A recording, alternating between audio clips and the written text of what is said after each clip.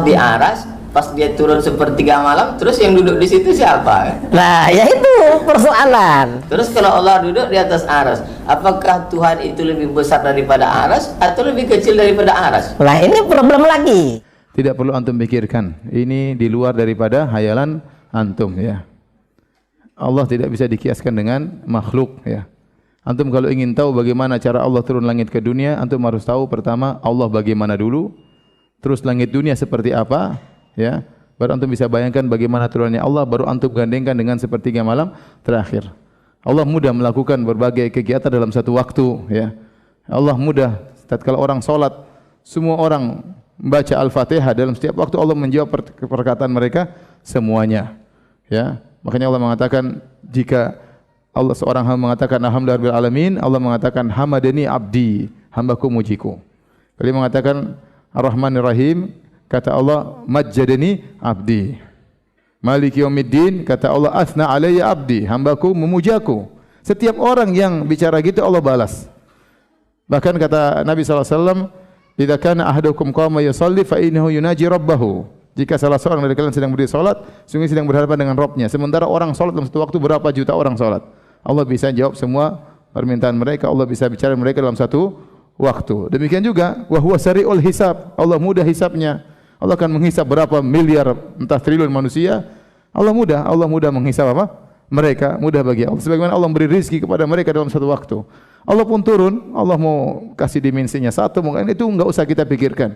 Yang ente pikirkan pada sepertiga malam ente bangun salat malam. Jangan ente bangun sepertiga malam, ini Allah lagi di mana ini? Apa yang pikirkan? Itu bukan tugas ente, di luar kemampuan ente. Karena sebenarnya orang menggunakan akalnya tidak pada tempatnya ya. Ya, banyak hal yang antum tidak bisa pikirkan di luar daripada nalar antum. Apalagi bicara tentang Allah Subhanahu wa taala ya. Sama dengan pertanyaan, ya Ustaz, kalau Allah di atas berarti Allah membutuhkan tempat. Ini juga pertanyaan yang seorang yang tidak bisa ya mengagungkan ayat-ayat Allah dan hadis-hadis Nabi. Begitu banyak ayat Allah mengatakan Allah di atas, Allah di langit, Allah beristiwa di atas arsy. Banyak sekali ayatnya.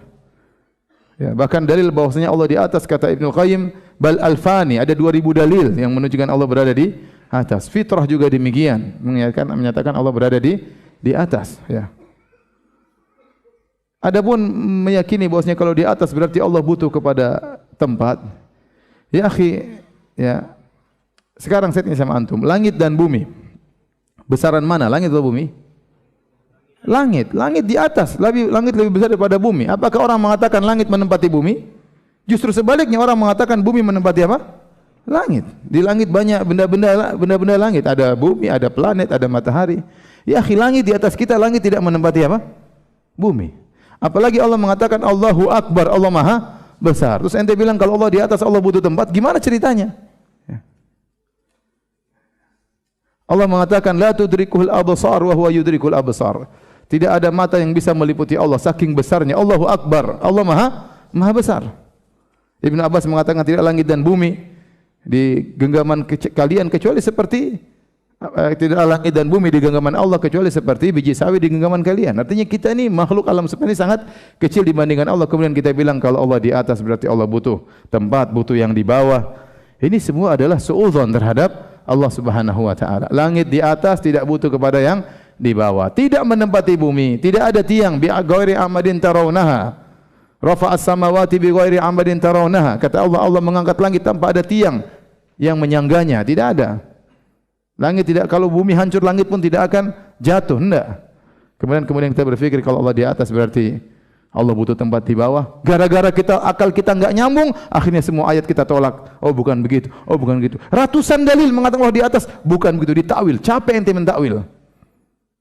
Taib, Al-Quran turun dari atas, terus maksudnya Allah tidak di atas. Oh maksudnya begini, malaikat lapor ke atas, lapor kepada siapa? Oh enggak tahu lapor kepada siapa.